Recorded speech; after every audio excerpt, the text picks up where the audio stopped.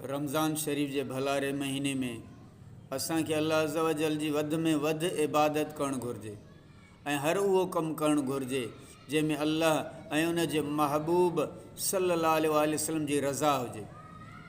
जेकॾहिं हिन महीने में भी कोई पंहिंजी बख़्शिश न कराए सघियो त पोइ कॾहिं कराईंदो।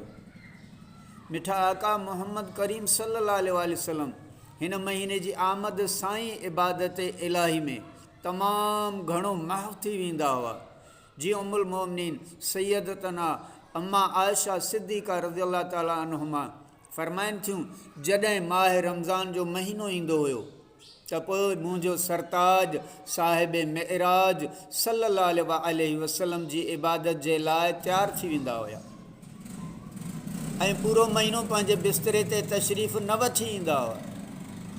वधीक फरमाइनि थियूं त जॾहिं रमज़ान जो महीनो तशरीफ़ वठी ईंदो हुयो त नबी करीम रऊफ़ रहीम सल्लल्लाहु अलैहि वसल्लम जो रंग मुबारक मुतग़य्यर थी वेंदो हुयो ऐं पाण सल्लल्लाहु अलैहि वसल्लम जन निमाज़ जी कसरत फरमाईंदा हुआ ऐं घणी आजिज़ीअ सां दुआऊं घुरंदा हुआ ऐं अल्लाह अज़्ज़ व जल जो ख़ौफ़ पाण सल्लल्लाहु अलैहि वसल्लम ते बरक़रार रहंदो हुयो।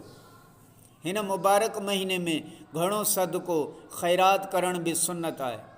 जीअं त सैयदना अब्दुल्ला इब्न अब्बास रज़ियल्लाहु ताला अन्हुमा फरमाइनि था, जॾहिं रमज़ान जो महीनो ईंदो हुयो त सरकार मदीना सल्लल्लाहु अलैहि वसल्लम जन हर क़ैदी खे आज़ादु करे छॾींदा हुआ ऐं हर साइल सवाली खे अता फरमाईंदा हुआ।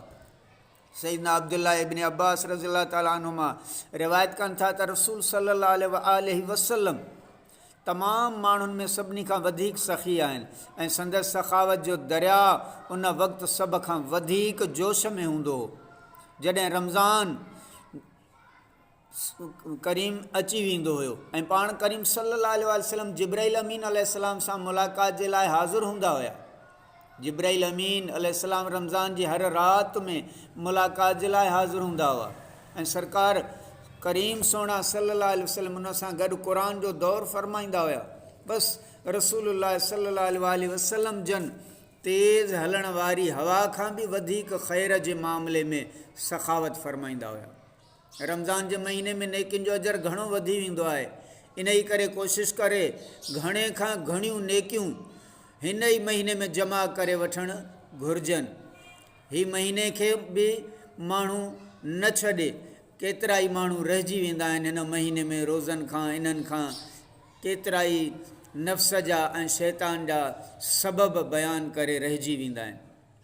सो कोई भी रहे न हिन महीने में इहा ई कोशिशि कयो त जीअं सभु माण्हू अल्लाह जी इबादत ऐं अल्लाह खे राज़ी करे वठनि।